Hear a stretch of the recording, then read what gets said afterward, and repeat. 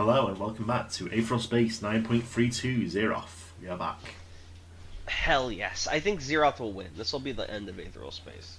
You'll kill everyone. Yeah, or at least Dragon. That would be epic, I think. We should get like a Dragon death counter going for how many times he's died. He's at 1, He's right? been Dark Soulsing it this whole time. Yeah. He has to go run back to his bloodstain. Okay. Enough of that. It's time to read. Zeroth's intelligence will likely be rudimentary when he first awakens.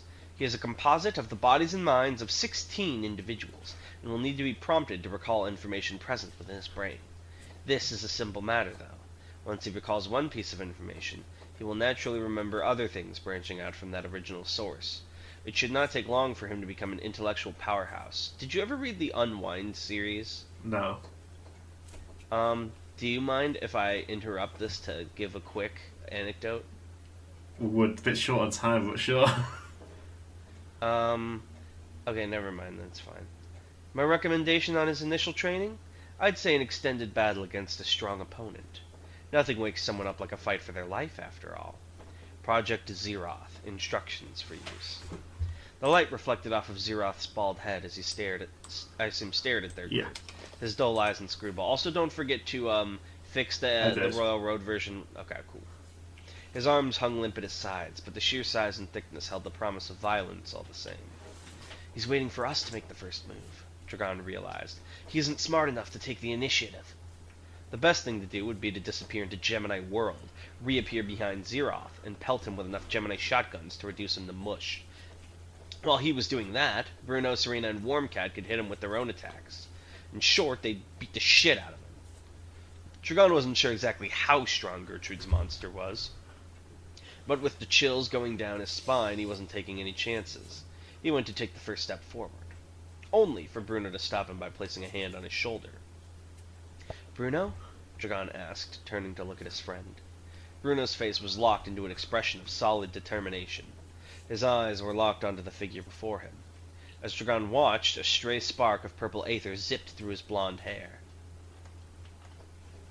You and the girl keep moving, he said, voice hard.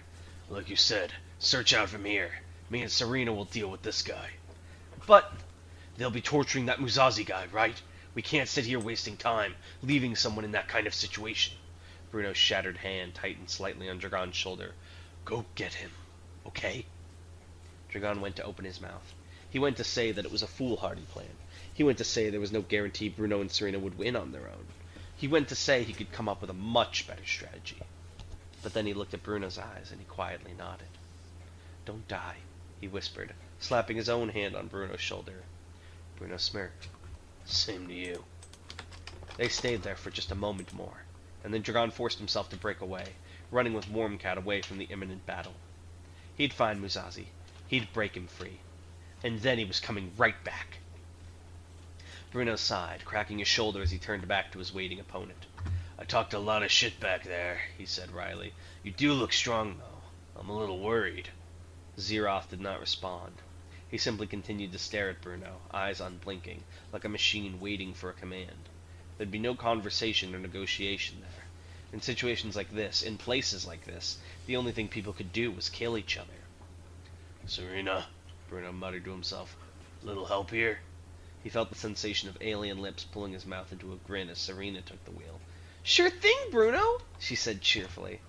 Unlike Bruno, Serena was not in the habit of wasting time. She shot off towards the enemy with an aether-infused kick, her hands scraping against the stone path beneath her as she ran. Rock tore itself free from the path, crushing itself into the shape of 2 broadswords. She threw one right at Zeroth's waiting face, and kept the other in her hands for melee. Her speed was such that she reached Zeroth at the same time as her projectile, and at the same time as it crashed into his face, she slammed her own sword into his stomach. It bounced right off. Serena's eyes widened, and she looked up at Zeroth's face as the dust from the sword projectile cleared. She'd meant for that throw to pop his head like a grape, but she'd barely achieved even a nosebleed. The second blow, intended to chop him in half, hadn't even been able to penetrate his skin. Zeroth looked down at her, his face an expressionless mask. Sword. Dodge, he whispered, as if reminding himself of something. Despite his brutish appearance, his voice was soft and calm. Projectile. Deflect. Serena jumped back, grabbing the tree behind her and warping it into a massive wooden greatsword. Roaring with exertion, she swung it right at Zeroth's neck. Violet aether ran across the surface of the blade as it tore through the air, and Zeroth casually ducked under it. His movement, bolstered by aether of many colors, had been so fast that Serena hadn't even noticed he was moving until he'd already dodged. Zeroth looked up at her. He blinked. Weak, he mumbled. Very weak. Die. Bruno! Serena called. Well, hold on. Oh, Nope, never mind. You italicized the exclamation point. Nice one, Tan. I didn't expect that. Bruno took over in an instant, erecting 3-layered force fields in front of them, big enough to defend from any attack no matter the size, and Zeroth punched through them like they were glass. Bruno only realized the attack had reached him when he struck the wall on the other side of the room, the only thing stopping him from breaking his back being his aether.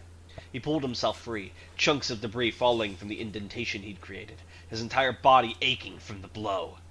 Zeroth, still standing in the center of the garden, looked down at his hand. Steam was rising from it, produced by the speed of his movements, and his brow furrowed just slightly. I hit you, he said, but not as fast as I meant to. How come? The Zeroth thing was monstrously fast and monstrously strong. The only advantage Bruno and Serena had right now was intelligence. Let's do this, Bruno said. Hit and run tactics. Wear him down slowly. He's too strong for anything else. You're so boring, Bruno, Serena replied. But you're probably right, too. Serena kicked off the ground once again. For his part, Zeroth just followed her with his eyes. Popcorn. Dragon moved through the halls of Warm Cat, recording his legs into Gemini World to allow himself flight. Sweat trickled down his forehead as they searched. He shouldn't have left Bruno and Serena. He shouldn't have, but did he have the time or freedom to go back now? More than once he'd have to pull both of them into Gemini World in order to avoid patrols of passing warriors. Still, if Gertrude had raised the alarm, he would have expected more of an organised response. It seemed that, for the moment at least, she wanted to keep this whole affair between themselves. Numerous fibres crawled like worms over the ground, reassembling themselves into Warm Cat's scarf. She solemnly shook her head at him. Those fibres had apparently been dispatched to search nearby rooms and alert them if Mizazi was in them. A useful aether element. This was the 5th round of searching, fanning out from the garden. The sounds of battle were still faintly audible from this distance. If they didn't find Mizazi soon, they'd have to come up with a new plan entirely, and other than tracking down Gertrude herself and forcing her to spill the beans personally, Dragan was drawing a blank. Stop right there! Dragon's body's different, sorry. New character just dropped to Drag Ann. 3 figures had appeared before him in Warm Cat, members of the Forgiveness Corps, their patchwork clothing bearing the sharp cut of their loose uniform. A grizzled man with a heavy glare, flanked by 2 near-identical women. Twins, maybe? This wasn't right. He'd done an aether ping a minute ago and come up completely blank. Are you saying that they're Gemini? Oh my god. Had they just been cloaking then, or was there some kind of ability at work? You get one chance, the man growled. As he did, brown aether coalesced into countless tiles floating around him, letters printed onto each. Surrender. It's Scrabble Guy, right? Yeah. He's back! He made it! I forgot his name. Dragon exchanged a glance of Warm Cat, his eyebrow raised. Whatever the case, surrender wasn't an option. Gemini World. Dragon vanished, and a second later appeared above and behind the lead detective. With a wave of his arm, he fired off a volley of Gemini shotguns, pelting the enemy group with projectiles. Smoke and dust billowed down the hallway as Dragon landed. His eyes still narrowed cautiously as he... One sec.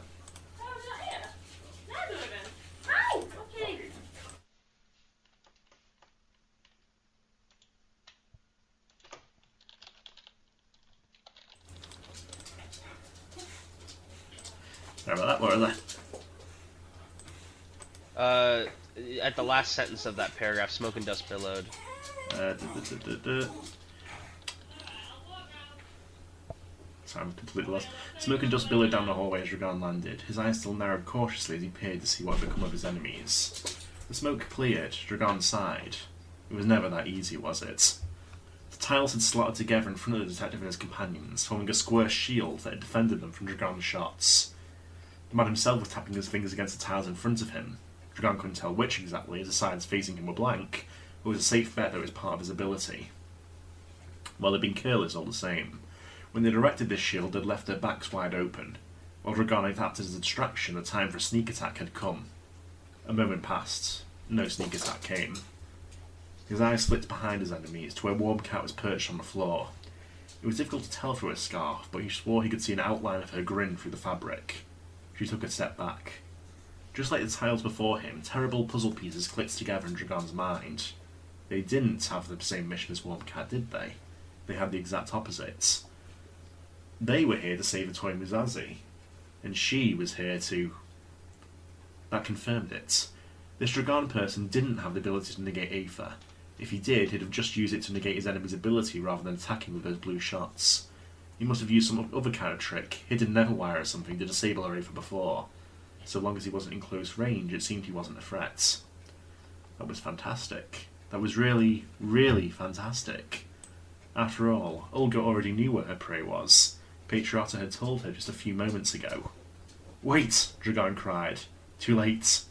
Olga swung around on her heels, turning away from the battle, and I love that Too Late had an exclamation point. Too late! And allowed Patriota to launch her down the hallway. She'd make her way to Musashi's location as possible, as quickly as possible, get inside, and complete her mission by eliminating him. She'd said it from the beginning. A toy Musashi wasn't suited for this kind of work. She'd make sure his hesitation couldn't endanger them ever again. Popcorn. This felt bad. Zeroth looked through the garden, confused, trying to locate his enemy. Where were they? They kept popping out from the trees and hitting him, and then going away before he could hit them back.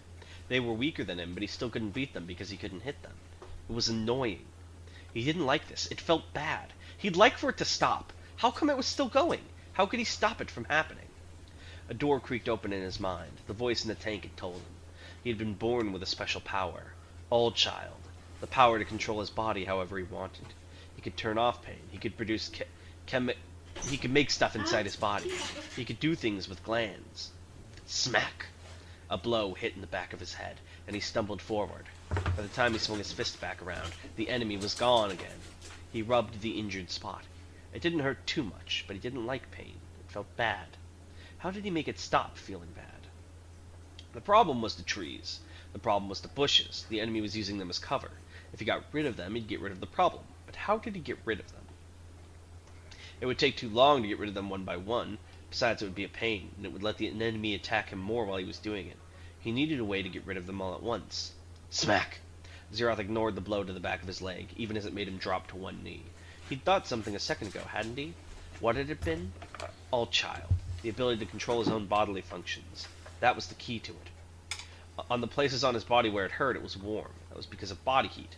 Body heat was a bodily function, too.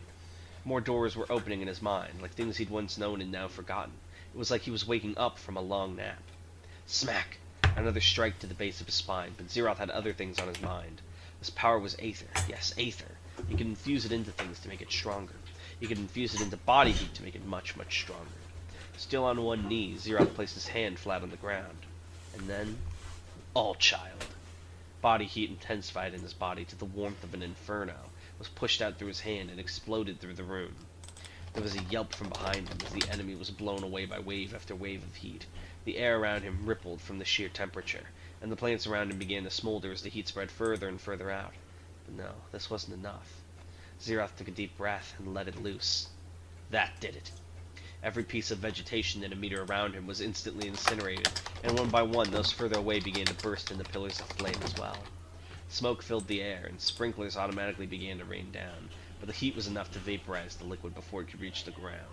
How did he make it turn into fire from just heat? Because stuff's burning. The enemy was blown back into the corner of the room, instinctively curling up to defend themselves as much as possible. It wouldn't be enough. The world was on fire. In the center of it all, amid the swirling wind and flame, pouring all this heat out through one hand, Zeroth was grinning a vacant grin. "This is fun," he said, perfectly coherent. So, I wanted to talk about on my tangent real quick. So, there's this dystopian series called Unwind, and it's like, I have to give a quick rundown so this makes sense. Okay. So basically, in that future, pro-life and pro-choice had a war, and the compromise they came to was no more abortion, but you could send your kids aged 13 to 18 to get unwound, where they like got sent to a camp, and all their organs and body parts were harvested in a way that kept them technically alive, and then they were Natural like given to compromise. other people. Yeah, and then they were given to other people to like if they needed an organ or like if they wanted a new body part. But the thing was sometimes these body parts had traits of their owners, right? So like for example, the arm of a tennis player would have the muscle memory of a tennis player and be kind of good at tennis. So like sometimes rich people would buy like really good parts for themselves, whereas like maybe someone who needed a lung but was poor could only afford like an asthmatic lung. And at one point in the series, all these scientists get together and they take like all the best parts of different athletes and like all the best brain parts of like different like academics, and like it takes weeks, of like physical therapy and like hand-eye coordination to get them working. But it's kind of like your friend Zeroth here, where he has like all these different things he can like bits of knowledge that aren't his but are kind of his, and like all these different skills. And it reminded me of that, and it was really cool. I just wanted to say that. Nice. Yeah. Now give me the question. I can't go on the question because I'm reading my display and I want to show off my Discord for the world to see. Can you check and give me a question from there? Yeah, give me a second. Here. How do I... There it is, threads. Were you just doing them in order? Last two we'll do here, yeah. Quaker Button Nose says, reposting from my comment on the 9.21 video. Who are the 5th Clavini and Hentapex of the Shivering Polaria of Ice? What's their job in the Superbian Church? Only they know. They've been there since the beginning, though, sort of grandfathered in. They're believed maybe to be the remnants of a previous religion entirely that have sort of been absorbed into the Superbians, but they're based on tradition and heritage, basically. No one, apart from themselves, know what they're about. Okay, but you as the author, tell us, what do they do? Really, how does he spend his days? Well, they're a group. No, oh wait, they are the 5th Clavinian Hentapex of the Shivering Polaria Vase. What's their job? What's the group do? What are they known for We doing? observe and record the history of the church. There we go. Alright. Thank you guys so much for watching. And we'll see you next time. And we're almost out of questions already, so if you do watch Please, this, we need more. put some more in there. Yeah. This Otherwise, is a Ken strange will one. You have can to actually think see of me it. hovering over the stop recording button in this video. Yeah, As I you'll show need to... you Endless Tunnel Pariah. Oh, jeez. Alright, we'll see you guys next time. Bye. Bye.